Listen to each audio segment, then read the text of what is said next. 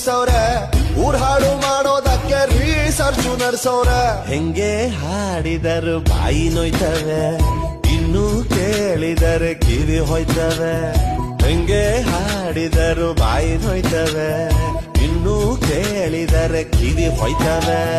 ತುಂಡೈಕ್ಲ ಸವಾಸ 3 ಹೊತ್ತು ಉಪವಾಸ